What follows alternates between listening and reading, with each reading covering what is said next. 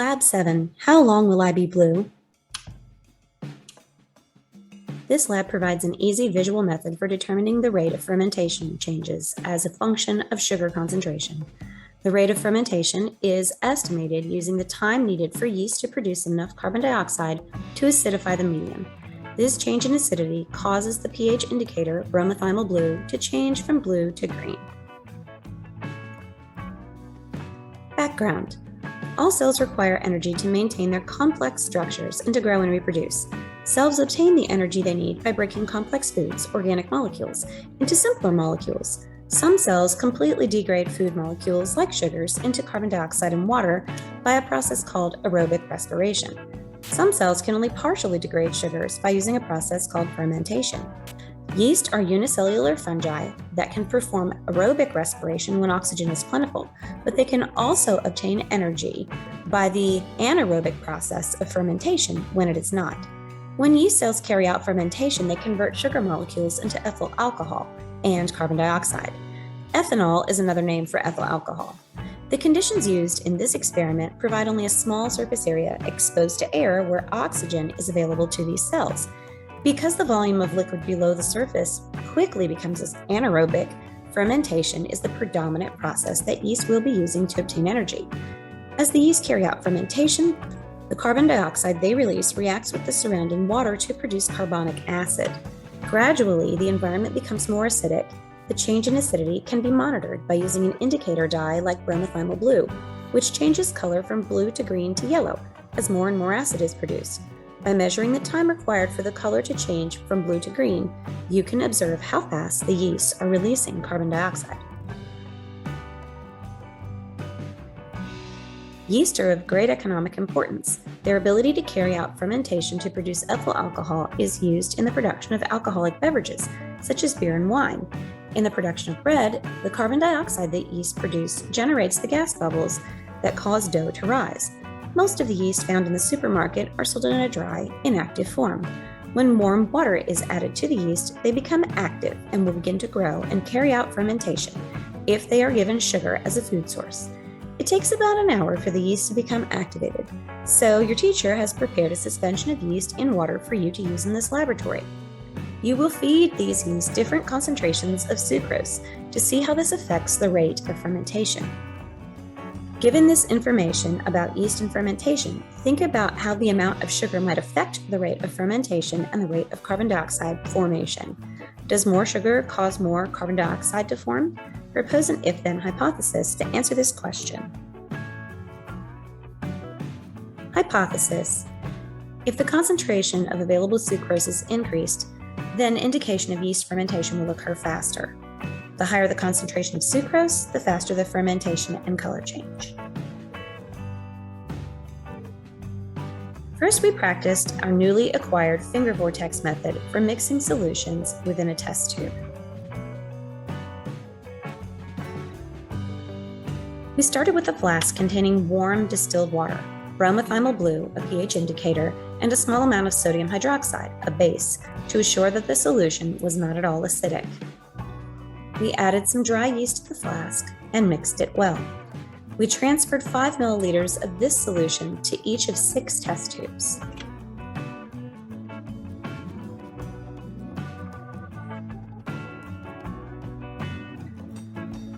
We added drops of 2% sucrose solution as follows.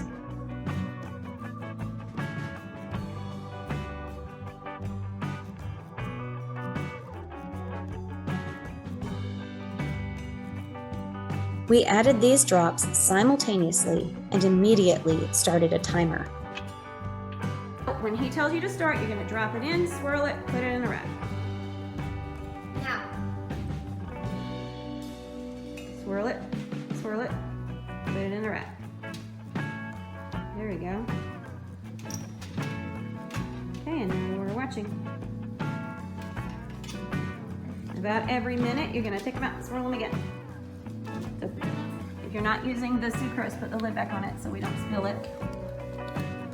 Okay, now we're watching. You have to be watching for the slightest change in color. Okay? I can't see. So that was mine.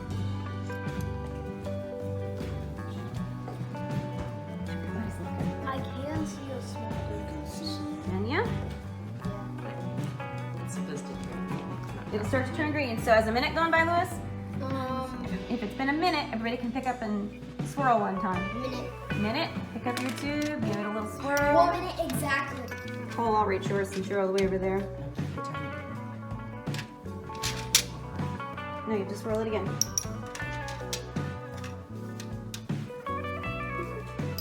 It was a 1 minute exact. Okay, now still blue. Still blue. 1 minute. Change. And here's Cole.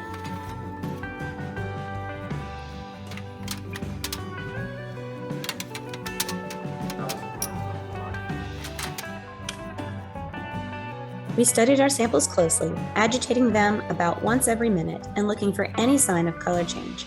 We ran this experiment twice and came up with the following average times.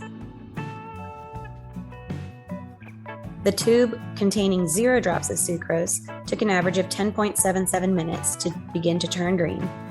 The test tube with 2 drops, an average of 6.64 minutes.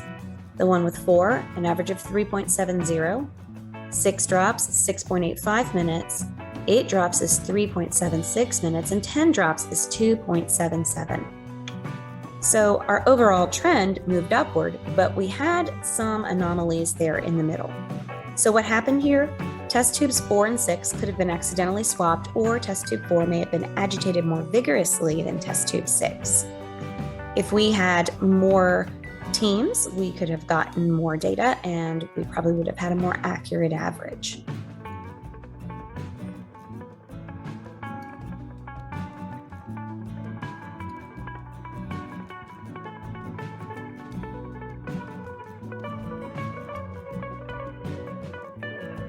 Results and analysis. Our hypothesis is that most of us predicted that the higher the concentration of sucrose, the faster the fermentation and color change. The control in this experiment was the yeast solution, the timer, the temperature, the apparatus, the environment, and also that first test tube that had 0 drops of sucrose in it. The purpose of a control is to rule out any other variables that might impact the results of the experiment. Looking at our graph, is there evidence that the sucrose concentration affects the rate of fermentation in yeast? It does, because the overall trend moves in the right direction, but there are some anomalies. We did the best we could with a low turnout that day. Using both team and class data, determine what sucrose concentration, number of drops of 2% sucrose in 5 milliliters of yeast, gave the highest rate of fermentation. And this would be the test tube that changed color fastest. So that would be 10 drops of sucrose to 5 milliliters of yeast solution. In words, describe how varying the sucrose concentration affects the rate of fermentation in yeast. They are directly proportional. And if you remember, directly proportional means that if one increases, the other increases. If one decreases, the other decreases. Besides carbon dioxide, what other product is being produced by the yeast? Ethyl alcohol or ethanol.